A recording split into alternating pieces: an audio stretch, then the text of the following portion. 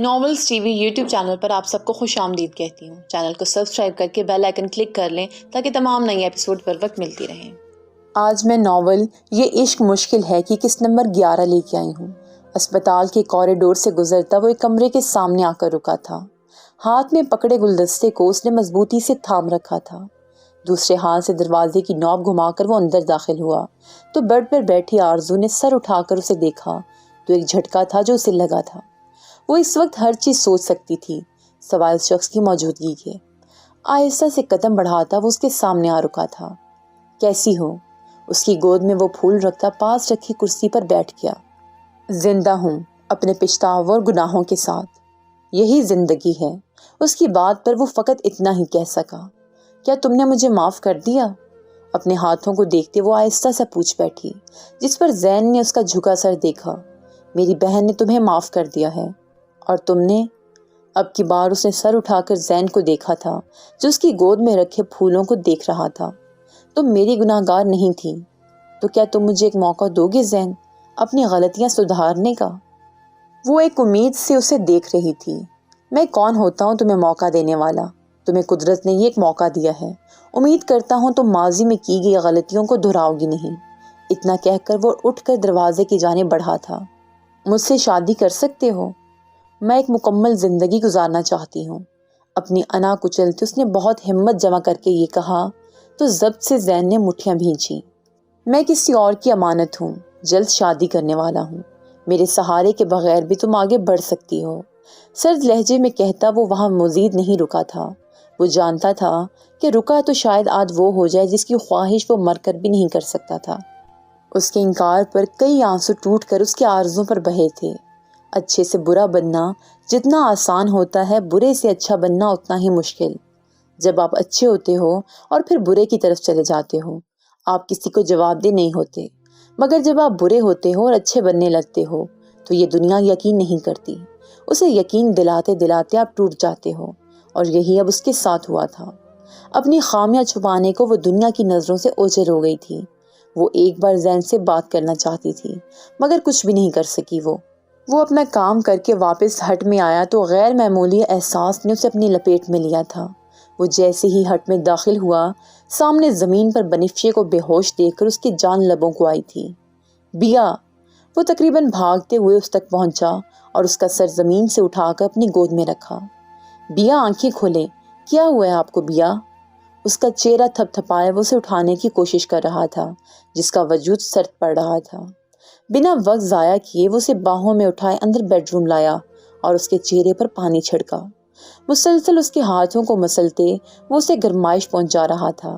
اس کے لمس کی حدت تھی یا کیا، مگر وہ آہستہ سے ہوش میں آئی تھی۔ آہستہ سے آنکھیں کھولے اس نے پریشان سے یشم کو خود پر جھکے دیکھا تو اسے اپنی حالت کا احساس ہوا۔ بیا خدا کا شکر ہے آپ کو ہوش آ گیا، پتہ ہے میں کتنا ڈر گیا تھا۔ اسے ہوش میں آتے دیکھ کر یشم نے اس کا ماتھا چوما تو بیا نے بے ساختہ اس کے گال پر اپنا سرد ہاتھ رکھا۔ میں ٹھیک ہوں یشم، آپ پریشان نہیں ہوں۔ آپ ٹھیک ہیں؟ آپ بے ہوش ہو گئی تھی بیا۔ کچھ کھایا نہیں ہے نا، بس کمزوری ہو گئی تھی۔ اب ٹھیک ہوں نا میں؟ وہ ہر ممکن طریقے سے اسے تسلی دے رہی تھی۔ سب میری غلطی ہے، آپ کی صحت کا خیال نہیں رکھ سکا۔ دراصل ہٹ کے مالک کے پاس کیا تھا، ان سے کچھ کام تھا۔ I am sorry. اس کے سرد ہاتھوں کو اپنی گرفت میں مضبوطی سے تھامے وہ ایسے ہی لبوں سے لگا گیا تو اس کی فکر پر اسے شرمندگی ہوئی۔ میں ٹھیک ہوں، اب ہم گھر جائیں گے تو اور ٹھیک ہو جاؤں گی۔ اسے ٹینشن فری کرنے کو وہ مسکرا کر بولی اور اسے احساس ہوا مسکرانا اس سے بھی زیادہ مشکل پہلے کبھی نہیں تھا۔ اس کی ضد پر وہ مزید وہاں نہیں رکے تھے۔ راستے میں یشم نے اسے ناشتہ کروایا اور پھر ہاسپٹل سے اس کے منع کرنے کے باوجود چیک اپ کروایا، اور ڈاکٹر کے مطابق وہ سٹریس کی وجہ سے بے ہوش ہو گئی تھی۔ ڈاکٹر کے پاس سے وہ لوگ سیدھا گھر آئے تھے اور پھر ہانیہ بیگم اس کے پاس سے ہلی نہیں تھی۔ نظر لگ گئی ہے بچی کو، دیکھو تو ذرا کیسا منہ نکل آیا ہے۔ یشم جاؤ اور صدقہ دو۔ ماما کچھ نہیں ہوا، آپ پریشان نہ ہو پلیز۔ ایسے کیسے پریشان نہ ہو بیٹا، میں کل واپس چلی جاؤں گی۔ یشم آفس ہوگا، کیسے تم اپنا خیال رکھو گی؟ میں رکھوں گی نا، آپ ایسے تو پریشان نہ ہو۔ اسے شرمندگی محسوس ہو رہی تھی انہیں اپنے لیے پریشان دیکھ کر۔ موم باہر میں نے سامان رکھوایا ہے، آپ چیک کر لیں۔ ٹھیک ہے، اس کے پاس بیٹھو، میں جا کر دیکھ لیتی ہوں، اسے کہتے وہ باہر نکل گئیں تو بنفشے نے نروٹھے انداز میں اسے دیکھا۔ اتنی سی بات کو اتنا کر دیا۔ یشم، کیا سب بیمار نہیں ہوتے؟ بیمار ہوتے ہیں، سب ہوتے ہیں، تو پھر میری باری پر ایسا کیوں؟ کیونکہ آپ میری بیوی ہیں اور میں چاہتا ہوں میری بیوی کو ذرا سی ہوا بھی نہ چھو کر گزرے۔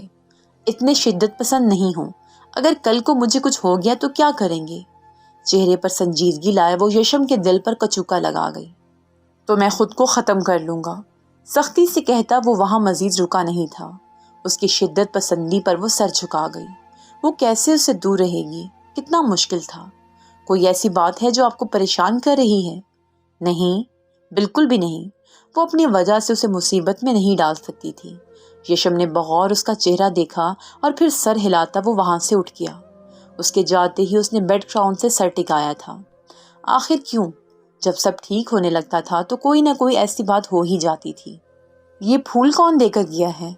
ردا کمرے میں آئی تو اس کی گود میں پھول ویسے کے ویسے ہی رکھے تھے۔ زین آیا تھا؟ تم نے بات کی اس سے؟ ردا بے چینی سے اس کے پاس آ کر بیٹھی تو آرزو نے نم آنکھیں اٹھائیں، اسے دیکھا۔ میں اس ملک سے جانا چاہتی ہوں ردا، میں ایک نئی پہچان بنانا چاہتی ہوں، یہاں رہی تو کبھی آگے نہیں بڑھ سکوں گی۔ اس نے تمہیں معاف نہیں کیا؟ وہ معاف کر گیا ہے مگر موقع نہیں دینا چاہتا۔ آخر وہ مجھے کیوں موقع دے گا؟ میں نے اس سے بھیک مانگنی چاہی مگر وہ مجھے بھیک بھی نہیں دے سکے گا، کیونکہ وہ تو کسی اور کا ہے۔ اس کی بات پر ردا چونکی تھی۔ اس کا نکاح ہے بہت جلد، تم بابا سے بات کرو اور انہیں کہو مجھے یہاں سے نکالیں۔ آرزو اپنے ساتھ ایسا مت کرو، خدا کے لیے۔ تم نے جو کچھ بھی کیا تم شرمندہ ہو، تم بدل گئی ہو، پھر کیوں یہاں سے جانا چاہتی ہو؟ کیونکہ جب تک میں یہاں رہوں گی میرے ماضی کی سیاہی میرے دامن پر پڑتی رہے گی، ہر ایک قدم پر۔ پلیز میری مدد کرو۔ اس کی التجا پر وہ سر ہلا گئی۔ ٹھیک ہے، مگر اس سے پہلے اس وہاج کا اصلی چہرہ تمہیں دنیا کے سامنے لانا ہوگا۔ یشم یوسفزئی کو اس بارے میں بتاؤ تاکہ وہ مزید کسی کی زندگی برباد نہ کرے۔ اس سے پہلے کہ وہ مزید کچھ کہتی، دروازے پر ہوئی دستک نے ان دونوں کو الرٹ کیا تھا۔ ردا فوراً سے سیدھی ہو کر بیٹھی تھی اور اندر آنے والے کو دیکھ کر اس کی سانس اٹکی تھی۔ یش، واسک؟ ان دونوں کو یوں اتنے وقت بعد اپنے سامنے دیکھ کر اسے جھٹکا لگا تھا۔ ردا، مجھے آرزو سے بات کرنی ہے، کیا کچھ دیر آپ ہمیں اکیلا چھوڑ سکتی ہیں؟ یشم کی نظریں آرزو پر تھیں مگر وہ مخاطب ردا سے تھا۔ جبھی وہ فوراً سے سر ہلاتی کمرے سے باہر نکل گئی۔ اتنے دن اس ہاسپٹل میں نظر بند ہونے کی وجہ جان سکتا ہوں آرزو مشارب؟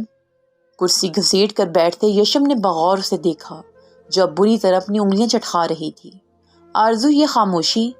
اس کے جھکے سر کو دیکھ کر یشم نے طنز کیا تھا۔ ہاں، خاموشی، کیونکہ کہنے کو اب کچھ نہیں ہے، کیونکہ اب میں وہ آرزو نہیں جو سر اٹھا کر چلتی تھی۔ وجہ؟ تم نے بنفشے کے ساتھ وہ سب کیا، اس کے علاوہ کچھ؟ وہ سب کچھ جانتا تھا۔ آرزو کو دھچکا لگا تھا یہ جان کر۔ اس بحث میں نہیں پڑوں گا، کیوں کیا، کیسے کیا، کیونکہ تم پہلے ہی شرمندہ ہو، مگر ایسی بھی کیا مجبوری کہ لوگوں کو اپنے باہر ملک جانے کا بتا کر تم یوں چھپی بیٹھی ہو؟ شرمندہ ہوں، اس لیے منہ نہیں چھپا رہی، بلکہ اس لیے منہ چھپا رہی ہوں کیونکہ میں اپنے اوپر کالک ملتے نہیں دیکھ سکتی۔ اتنا کہتے وہ رو دی تھی اور یہی بات یشم اور واسک کے لیے حیران کن تھی۔ وہ روتی گئی اور ان دونوں کو سب کچھ بتاتی چلی گئی کہ دنیا میں شاید یہی لوگ تھے جن پر وہ اعتماد کرتی تھی۔ مجھے معاف کر دو یشم، پلیز۔ اس کے آگے ہاتھ جوڑے وہ التجا کر رہی تھی۔ یہ سب وہاج نے کیا اور اس کے اتنا کچھ کرنے کے بعد بھی تم چپ ہو؟ بات بدلتے اس نے سخت لہجے میں اسے پوچھا تھا۔ میرے پاس کوئی راستہ نہیں تھا، میں بہت مجبور ہو گئی تھی۔ مجھے کوئی نہیں مل رہا تھا ایسا جس کے سامنے میں رو سکوں، اپنا حال بتا سکوں۔ یشم، میں دوسروں کے ساتھ برا کر رہی تھی، مجھے میری غلطی کی سزا اسی دنیا میں مل گئی۔ چہرہ ہاتھوں میں چھپائے وہ سسک رہی تھی۔ بنفشے تمہیں معاف کر چکی ہے، یہ قسمت تھی ہماری، یہ سب ایسے ہی ہونا طے تھا۔ خود کو اس گلٹ سے نکال دو، کیونکہ اگر یہ سب نہ ہوتا تو وہ میری نہ ہوتی۔ اور رہی بات وہاج کی تو اس کے ساتھ تو ہمارے بہت بڑے بڑے حساب نکلتے ہیں، وقت آنے پر فرصت سے سارے حساب برابر کریں گے۔ یشم، میں یہاں سے بہت دور جانا چاہتی ہوں، کچھ وقت کے لیے۔ وجہ؟ وہ وجہ جان کر بھی انجان بن رہا تھا۔ میں ایک ایسی جنگ لڑ رہی ہوں، اگر مزید یہاں رہی تو مر جاؤں گی، پلیز بابا سے کہو مجھے نکالیں یہاں سے، دبئی والی کمپنی جا کر سنبھال لینا، میں انکل سے بات کر لوں گا۔ اور ہاں، اپنی بات کہتے کہتے وہ اچانک بیچ میں ہی رکا تھا۔ بزدلوں کی یہاں اب کوئی جگہ نہیں، یہاں لڑنا پڑے گا اپنے لیے۔ تمہارے فیصلے کی قدر کرتا ہوں، اس لیے واسق بھی تمہارے ساتھ دبئی جائے گا، تم اس کے انڈر کام کرو گی۔ وہ فیصلہ کر چکا تھا۔ واسق نے اس کے فیصلے پر فوراً سے سر ہلایا تھا۔ شام ہوتے ہی سرد لہر نے سب کو اپنی گرفت میں لے لیا تھا۔ کرسی پر پاؤں کیے بیٹھی وہ گہری سوچ میں تھی جب کوثر بیگم اس کے پاس آ کر بیٹھی۔ کن سوچوں میں گم ہو عائشہ؟ کچھ نہیں امی، بس ویسے ہی، مسکرا کر کہتی وہ سیدھی ہو کر بیٹھی تھی۔ موسم میں خنکی بڑھتی جا رہی ہے، لحاف نکال لیں گے کل؟ جی، تمہارے بابا کہہ رہے تھے کہ زین سے بات کر کے نکاح کی تاریخ رکھ لیں گے، مگر وہ اتنا مصروف ہو گیا ہے کہ بات کرنے کا وقت ہی نہیں مل رہا۔ ان کی بات پر اس کے دل سے ہونک سی اٹھی تھی، مگر وہ کچھ نہ بول سکی۔ امی ایک بات پوچھوں؟ لمحے کے توقف کے بعد اس نے انہیں پکارا تو کوثر بیگم نے اس بات میں سر ہلایا۔ امی کیا ہو؟ اگر میں یہ نکاح نہ کرنا چاہوں یا زین اس نکاح سے منع کر دے؟ اس کے سوال پر وہ ذرا سے مسکرائی تھی۔ تو تم دونوں کی مرضی کو اہمیت دی جائے گی، ایک بار جو غلطی کر چکے ہیں اسے دہرا نہیں سکتے۔ بنشیے کے وقت جو ہوا وہ بہت بڑا سبق ہے ہمارے لیے کہ رشتہ کرتے ہوئے ایک بار بچوں کی مرضی پوچھ لینی چاہیے، انہیں حق ہے اس بات کا، کیونکہ کبھی کبھی ماں باپ کا کیا فیصلہ بھی اولاد کو ساری زندگی تڑپاتا ہے۔ ماں باپ کو کم از کم اپنی اولاد کو اتنا اعتماد تو دینا ہی چاہیے، اور ہمیں افسوس ہے کہ ہم تم تینوں کو وہ سب نہیں دے سکے۔ ایسا تو مت بولے امی، آپ نے اور بابا نے ہمیں تمام آسائشیں دی ہیں، اور رہی بات بیا کی تو اس کے ساتھ ایسا ہونا اس کا نصیب تھا، اور کہیں نہ کہیں ہم سب کے لیے بھی، چاہے کوئی کتنا بھی اپنا کیوں نہ ہو، بنا چھان بین کے رشتہ نہ دیں۔ اور ابیا کتنا خوش ہیں کیونکہ انہیں بدترین سے گزار کر بہترین سے نوازا گیا ہے۔ اللہ تمہیں بھی ایسے ہی خوش رکھے۔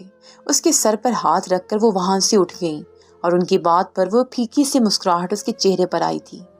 یشم روم میں داخل ہوا تو وہ کوئی کتاب پڑھنے میں مصروف تھی۔ اسے دیکھتے ہی وہ سیدھی ہو کر بیٹھی، مگر وہ نظر انداز کرتا اپنے کپڑے لیے واش روم میں بند ہو گیا۔ اس کی ناراضگی کا سوچ کر بنفشے کی جان ہوا ہوئی تھی۔ لب کچلتے اس نے پریشانی سے واش روم کے بند دروازے کو دیکھا تھا۔ تھوڑی دیر بعد وہ گیلے بالوں کے ساتھ باہر آیا تو وہ فوراً سے اپنی جگہ سے اٹھی تھی۔ آپ کے لیے کھانا لاؤں؟ اس کے سامنے آتے وہ جلدی سے بولی تو بنا اس پر نظر ڈالے وہ الماری کی طرف بڑھ گیا۔ یشم، مجھے بھوک نہیں ہے، جا کر سو جائیں۔ یشم، آپ نے دن میں بھی کچھ نہیں کھایا تھا، پلیز کھا لیں، ورنہ میری طرح آپ کی طبیعت بھی بگڑ جائے گی۔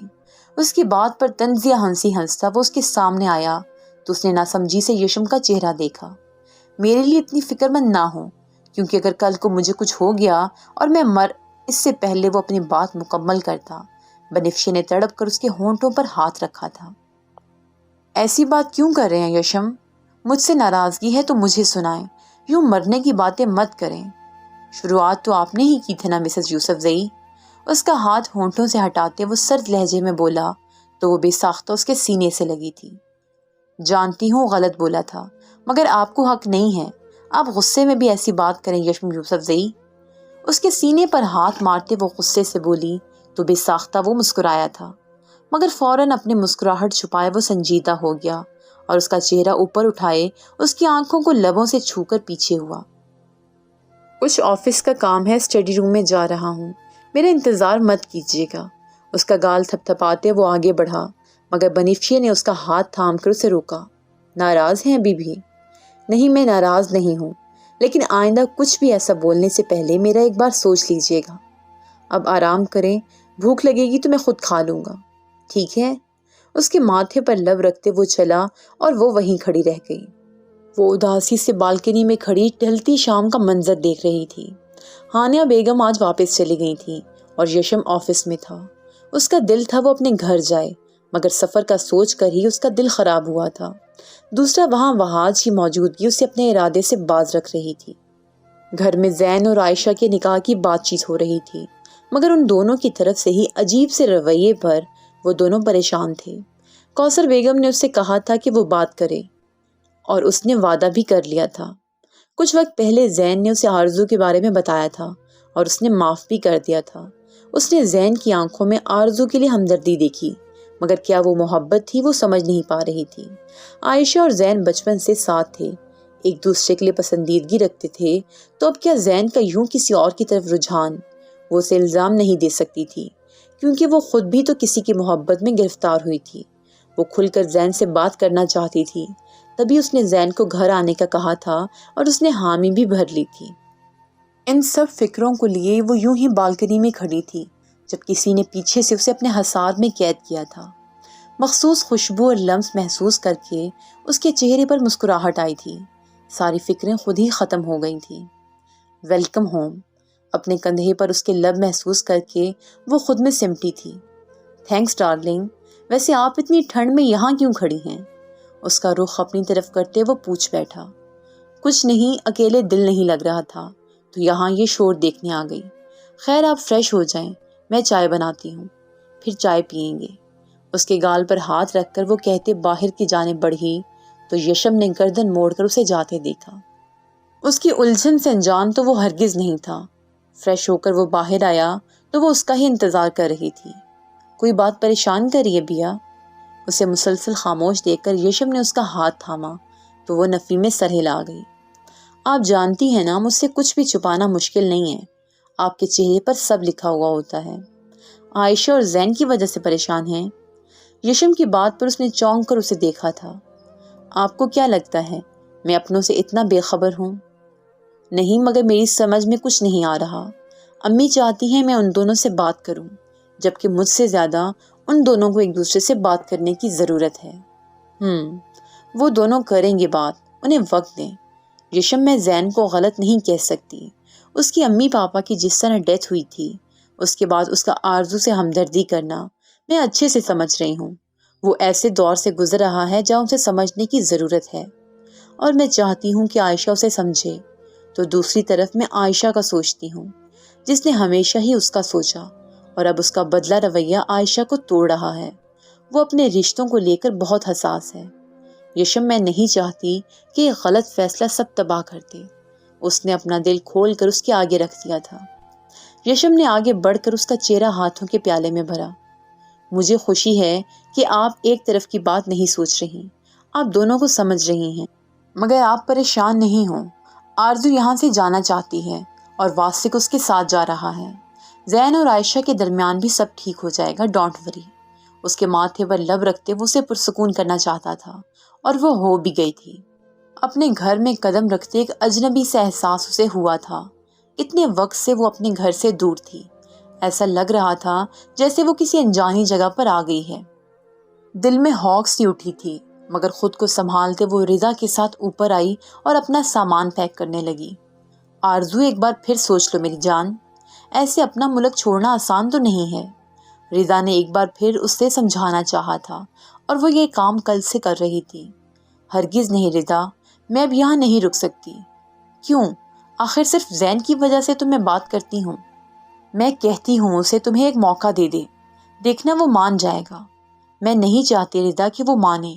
اس کی بات پر رضا کو جھٹکا لگا تھا۔ کیوں؟